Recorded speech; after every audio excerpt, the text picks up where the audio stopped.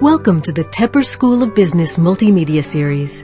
For more information on the Tepper School at Carnegie Mellon, please visit us at www.tepper.cmu.edu/multimedia. And now, here's your selected video.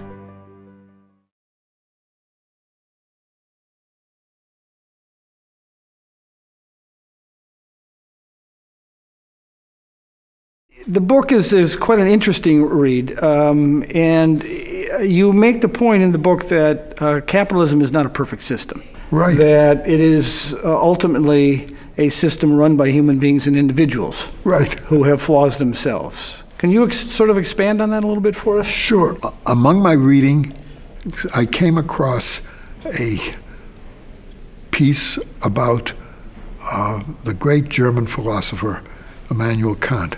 And that became the running theme of my book.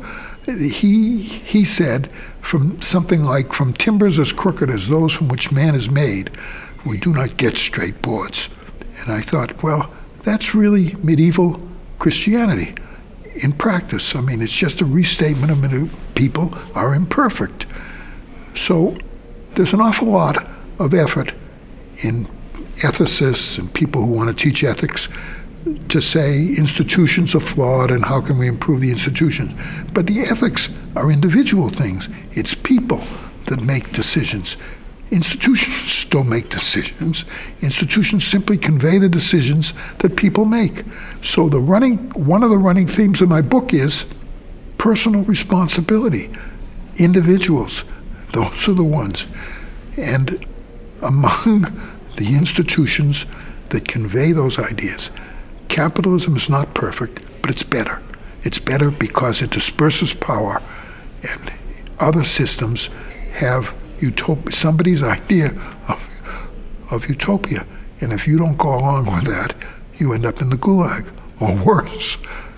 That concentrates the power and imposes it on other individuals. That's one of the great virtues of capitalism. You know, it may be that people dislike the fact that some people can drive Maseratis and some people have to drive Kias, but that's a heck of a lot nicer way to disperse power than having somebody with a whip in his hand. Why is it that people just have a hard time understanding and appreciating the virtues of capitalism? I think people do appreciate the virtues of capitalism. They want the system. I think despite all the antagonism toward capitalism, which has gone on for hundreds of years, capitalism is spread all over the world. You know, it started out in Western Europe, North America, Australia, and now look at the world. It's almost all capitalist. People prefer it because it provides two things which only capitalism provides: economic growth and freedom. Now, it also comes up with business cycles and distribution of income. Some people are better off than others. That is an inevitable result of capitalism, but it also has a corrective. What we have is not some pure system of capitalism. We have democratic capitalism. There are two ways in which people can get more. One is through the marketplace, and one is through the polling place. And the polling place is a way of redistributing income. So we have a tax system and redistribution in all capitalist countries, different in most of them from one another, but nevertheless, they represent what people want. So we get that distribution. Now, there are always going to be people above the median or the middle, the main voter, who will say we'd like lower tax rates. And there are always going to be people who say we'd like more spending now. But we vote, and we vote, and we decide. And that decision is never satisfactory to everyone, just as utopian ideas are never satisfactory to everyone. So that you would say there's no one model of capitalism, that there are multiple models of capitalism that exist all over the world? Oh, yeah. You know, And are there some that are more successful than others? Yes. I mean, Chinese capitalism, and the Chinese have certainly, Vietnamese capitalism is certainly different from American capitalism. It's also different from Japanese capitalism. And Japanese capitalism, I spent 16 years working with the Japanese. It's very different. They have a different culture. And because they have a different culture, they have a different system. They want a different system. That's one of the strengths of capitalism. It adapts to those systems. It doesn't impose a rigid orthodoxy the way communism did, or the way a socialist system would. It says, you know, it can adapt. What it has in common is private ownership of the means of production. That's the essence. And free markets, or relatively free markets, everywhere? No, never everywhere.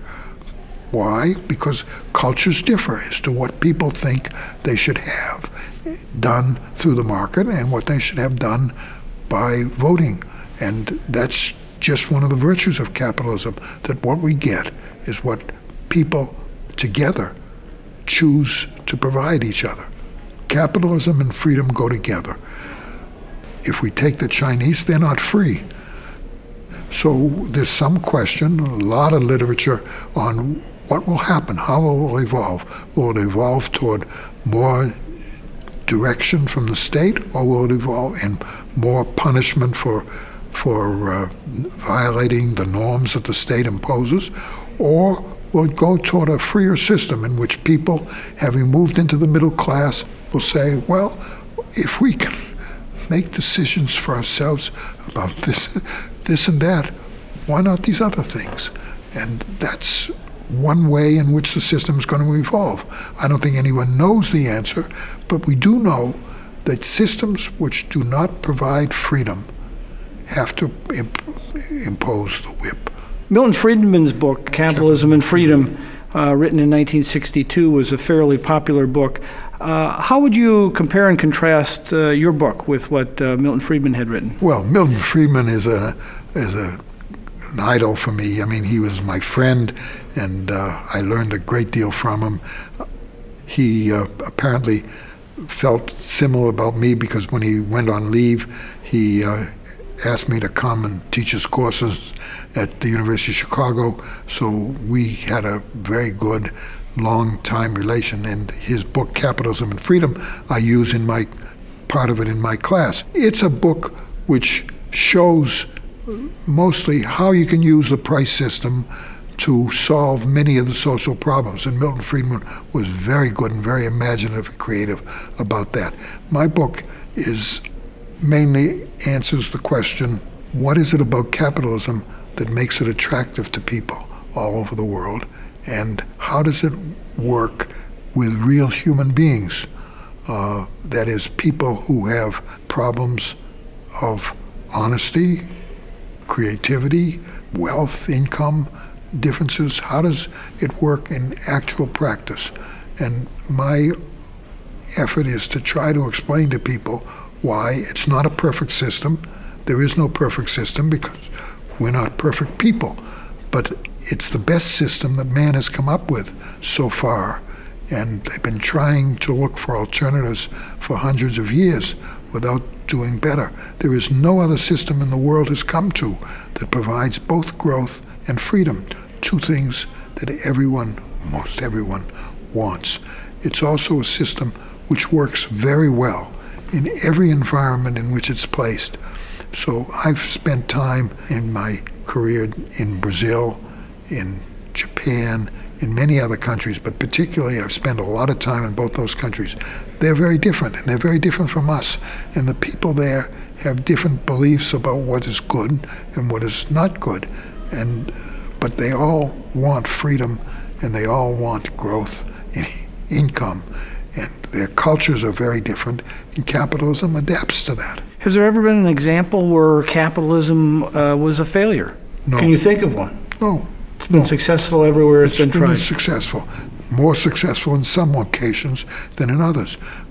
Why is that?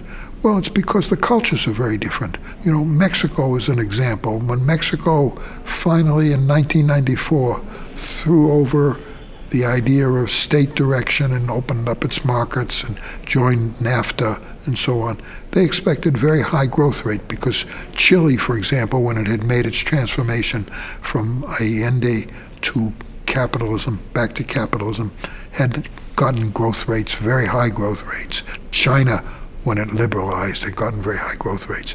Mexicans didn't get them. Why not? Well, there are just lots of roadblocks in the way. The oil industry was never deregulated. It was an important source of revenue, but it was declining. There are just lots of cultural things that matter, and they matter a great deal. One of the criticisms you will oftentimes hear of capitalism is that it's not fair, that there are those who benefit under capitalism and those who don't. And the issue of fairness oftentimes comes up, and I think it depends on what your definition of fairness is, but how would you respond to that criticism? Well, when people talk about fairness, hold your wallet. I mean, what they really have in mind is redistribution. They say it's not fair. I mean, of course, life, as I think President Kennedy often said, life is not fair. Life is not fair. Every system we have deals with people. It won't be, there'll be some who think it's great and some who think it's awful. That's going to be inevitable. So there is no way that anyone can produce something that will be called universal fairness. When people talk about about fairness, they often mean we want to tax some to distribute to others. And we do a lot of that in all societies, because what we have is a system called democratic capitalism, in which there are two ways in which people can get more. They can get more by working and earning, and they can get more by redistributing, and that's what voting is mostly about.